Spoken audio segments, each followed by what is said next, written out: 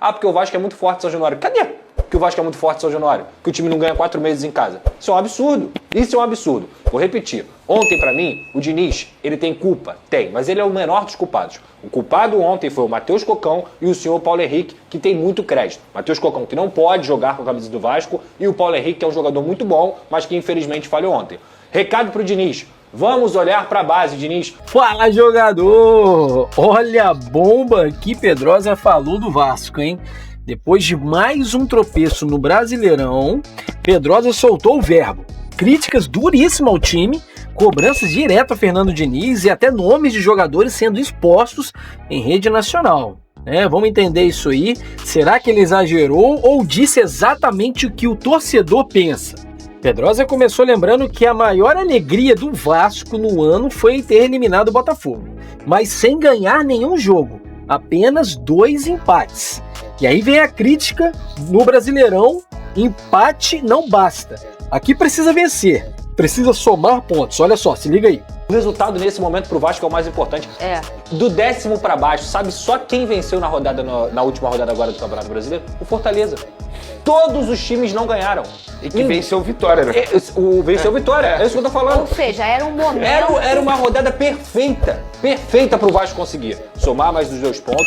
O saldo do Vasco, Vene, eu concordo que é ridículo, porque toma muito gol. Mas se você for comparar com os adversários, é o melhor saldo que tem. O saldo do Vasco é melhor do que o do Bragantino, que é o 8º colocado do campeonato. Então, assim, era o momento ideal para você vencer. Ficaria com saldo 0, ficaria com 25 pontos, mais próximo ali da zona de classificação da Copa Sul-Americana. Teria uma oportunidade de pegar uma sequência difícil, mas pelo menos com moral para isso, porque conseguiu uma classificação e teria vencido dentro de casa e não conseguiu. E aí, cara, o rapaz que olha os números e pensa assim, cara, vamos dar fazer uma análise fria do trabalho do Fernando Diniz, é para ficar aterrorizado, é para ficar nervoso, porque os números são horrorosos, principalmente dentro de casa, que sempre foi uma fortaleza do Vasco.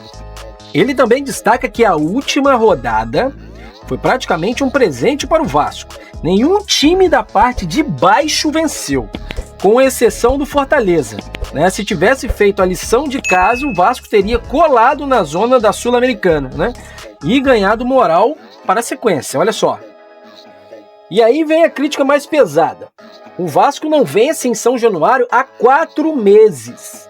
Um estádio que sempre foi considerado a fortaleza vascaína, hoje virou palco de tropeços atrás de tropeços. Ele comenta isso ontem. Ah, porque o Vasco é muito forte em São Januário. Cadê que o Vasco é muito forte em São Januário? Que o time não ganha 4 meses em casa. Isso é um absurdo. Isso é um absurdo. Vou repetir. Ontem, pra mim, o Diniz, ele tem culpa? Tem, mas ele é o menor dos culpados. O culpado ontem foi o Matheus Cocão e o senhor Paulo Henrique, que tem muito crédito. Matheus Cocão, que não pode jogar com a camisa do Vasco, e o Paulo Henrique, que é um jogador muito bom, mas que infelizmente falhou ontem. Recado pro Diniz. Vamos olhar pra base, Diniz. Na hora de apontar culpados, ele até reconhece falas de Fernando Diniz, mas não poupa os jogadores. Segundo ele, Matheus Cocão simplesmente não pode vestir a camisa do Vasco, meu amigo. Já Paulo Henrique, apesar de ser um jogador de qualidade, falhou de forma decisiva na última partida. E tem mais, a bronca também foi direcionada a Fernando Diniz, mas em outro aspecto, a falta de confiança na base. Se liga. Ah, porque eu botei o GB e muita gente criticou. O GB nem jogou direito. Como é que muita gente criticou se o GB não jogou? Por que não olha pro Elder, que é um garoto que se destaca muito no sub-20 do Vasco? Segundo volante, melhor do que eu, com certeza. O Leandrinho na lateral. O Leandrinho na lateral. Pra mim é um absurdo. Leandrinho na lateral. O próprio o Elder. Sabe por quê, Fernanda? Os últimos anos do Vasco, que é um time que infelizmente é uma máquina de moer promessa, eu vou te citar aqui nos últimos 15 anos alguns volantes que o Vasco revelou que são bons jogadores ou ótimos jogadores. Souza, que foi... Pode ter qualquer ressalva, mas ele foi um grande jogador. Sim, claro. Alan, que hoje está no Botafogo, foi um grande jogador. Chegou à seleção brasileira e o Souza também. Aí você olha um pouquinho mais pra frente. Douglas Luiz, Andrei Santos, Bruno Gomes, Andrei Ramos, Marlon Gomes. Olha quantos jogadores que eu citei aqui que são volantes revelados pelo Vasco. E que mesmo quando o Vasco não tinha jogadores de calibre, digamos assim, tinha jogadores que conseguiam responder. Qual o nome daquele que está emprestado pro Avaí? JP, bom jogador. O Barros é um claro exemplo, voltou titular absoluto. E bem. Então assim, cara, tem que olhar pra base. Esse negócio de ficar insistindo em jogador que já prejudicou o Vasco diversas vezes, isso é um erro grave. Olha aqui. Ele cita nomes como Elder, Leandrinho e GB e lembra que o Vasco já revelou volantes de altíssimo nível.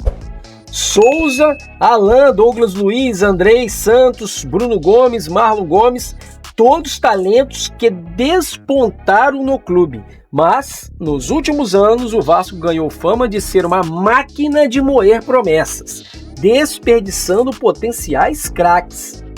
No fim das contas, o retrato é preocupante. O Vasco perdeu a chance de ouro na tabela. Continua sem vencer no São Januário há 4 meses e vê a paciência da torcida se esgotando. Enquanto uns ainda responsabilizam Fernando Diniz, outros já não aceitam ver certos jogadores com a camisa do clube.